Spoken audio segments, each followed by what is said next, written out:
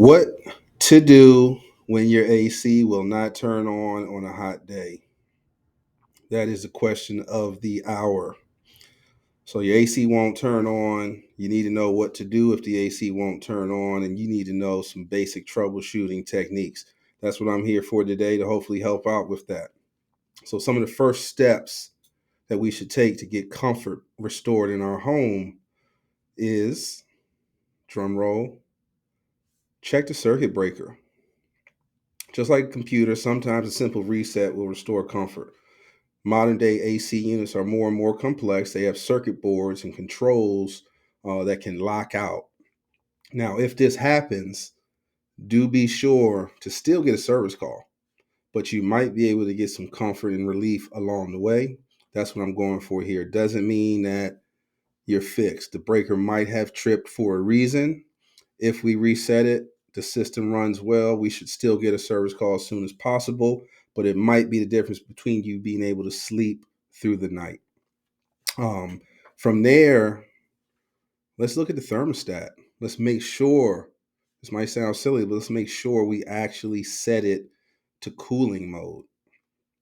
Some of these new thermostats, they have smart brains in them and they can switch if they malfunction. You might have thought that you set a setting, but you didn't. I know it sounds rudimentary, but please double check. We run several calls where we literally did not turn the AC on, and we had to teach a client how to use a thermostat. We don't mind, but what a pain, right? To be hot, take off work, can't sleep at night, whatever it is, just to find out we had to hit a few buttons. So want to make sure everyone is actually checking that. Don't assume that you did it, double check.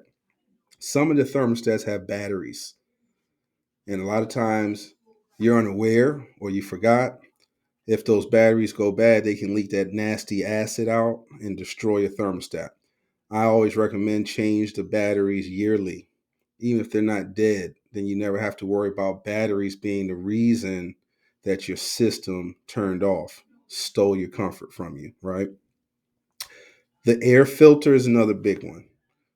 More often than not, we are not changing our air filters as frequently as we should, and that should change today from watching this video. When you look at it as far as cost, the air filter cost relative to the extra energy and wear and tear on the system, there's no comparison. So financially, it is worth it to just change it monthly, even if the filter looks okay. Change it. Get in the habit.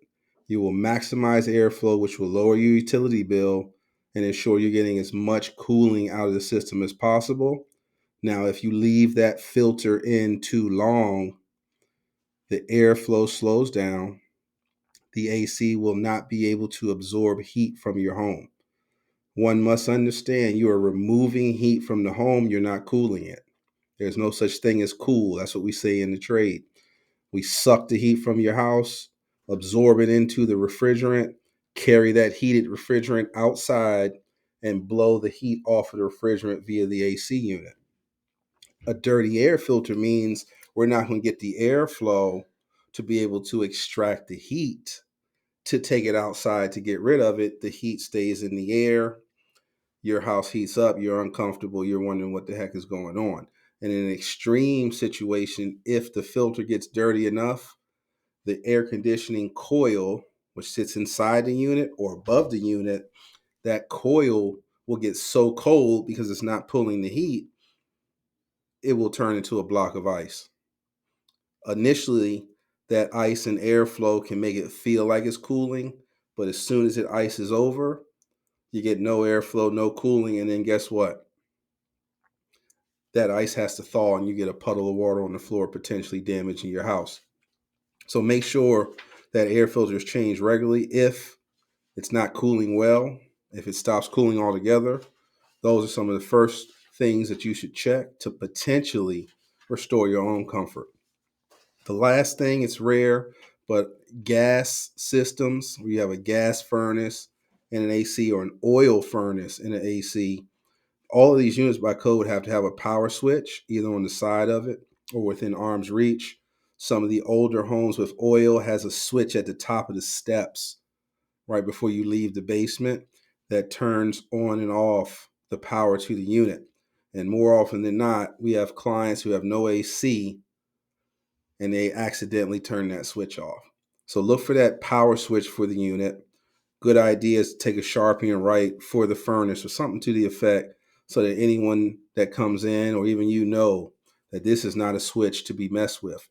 They even sell, you can get them on Amazon, a little plastic clip that sits under the switch so you can't turn it off without moving the clip. It's not permanent, it's easily movable, but it'll avoid any accidental flips. I think for this video, that's enough for you to chew on. Check those things first if you lose your comfort.